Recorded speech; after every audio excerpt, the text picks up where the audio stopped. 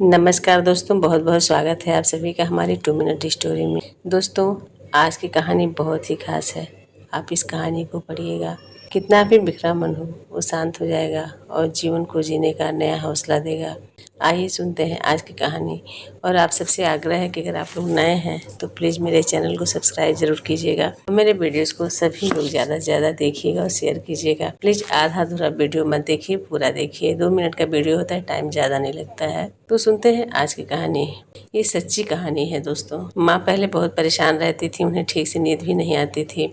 उनका शरीर हमेशा थका थका रहता था और चिड़चिड़ी हो गई थी। बात बात पर नाराज़ हो जाती थी। हर समय उनको कोई ना कोई बीमारी घेरी रहती थी। पर एक दिन कुछ बदल गया।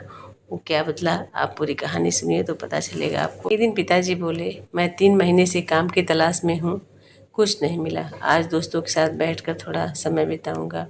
माँ ने बस कहा, ठीक है। भाई बोला, माँ मेरी पढ़ाई में बहुत परेशानी चल रही है। माँ बोली, कोई बात नहीं बेटा, सुधार हो जाएगा। नहीं हुआ तो साल दोहराना पड़ेगा, लेकिन फीस तुम खुद भरना। बहन ने कहा, माँ कार का एक्सीडेंट हो गया है। माँ बोली, कोई बात नहीं, गाड़ी मैकेनिक को दिखा दो, खर्चा देखो और खुद व्यवस्था करो। जब तक ठीक नहीं होती बस या मेट्रो से यात्रा करो। भाभी बोली, माँ मैं कुछ महीने आपके घर रहना चाहती हूँ। माँ ने सहजता से कहा, ठीक है, बैठक में रह लो, अलमारी में रजाई कंबल है, निकाल लो। हम सब अचंभित थे, ये माँ वही हैं या कोई और।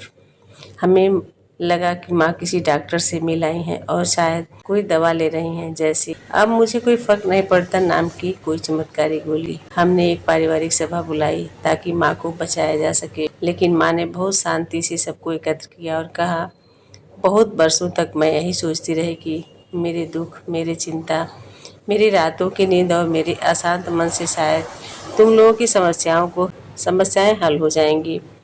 लेकिन धीरे धीरे समझ आया, यह मेरा मोह था। हर आत्मा अपने कर्मों की स्वामिनी है। किसी का सुख दुख, उसका कर्तव्य, उसका निर्णय, सब उसका अपना है। मैं माँ हूँ, मैं ईश्वर नहीं। हर आत्मा अपने कर्मों की स्वामिनी है। किसी का सुख दुख, उसका कर्तव्य, उसका निर्णय, सब कुछ उसका अपना है। मैं माँ हूँ, ईश्वर नहीं हूँ। अब मैंने स्वीकार किया है, मेरा धर्म है अपना मन शांत रखना और हर किसी को उनके कर्मों के अनुसार जीने देना। मैंने समय समय पर ध्यान, सत्संग, उपनिषद, गीता, भागवत पढ़ी और आत्मचिंतन के माध्यम से मैंने जाना, जीवन में आत्मनियंत्रण सबसे बड़ा तप है। अब मैं सिर्फ प्रार्थना कर सकती हूँ, शुभ चिंतन कर सकती हूँ, प्रेम दे सकती हूँ, लेकिन मैं किसी की ज़िंदगी नहीं जी सकती।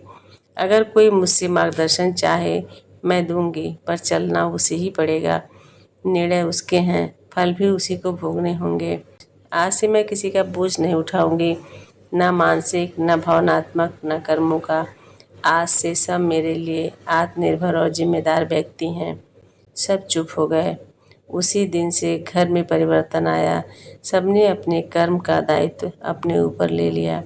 दोस्तों, इस कहानी से क्या सीख मिलती है? हमें बच्चों का सिर्फ मार्गदर्शन करना चाहिए और बच्चों को खुद निर्णय लेने की क्षमता के लिए तैयार करना चाहिए। हम में से कई विशेषकर माताएं यही सोचती हैं कि हमारा कर्तव्य है सबकी चिंता करना, सबका भार उठाना, लेकिन यही मोह हमें थका देता है और दूसरों को अपने ऊपर निर्भर नहीं होने देता। सच्ची करुणा तब होती है जब हम दूसरों को उनके रास्ते पर चलने दें और आत्मबल के लिए प्रोत्साहित करें।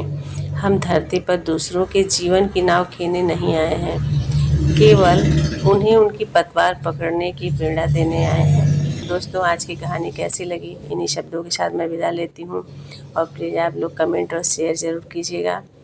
आप सभी को बहुत बहुत धन्यवाद। फिर मिलती हूँ नई कहानी में।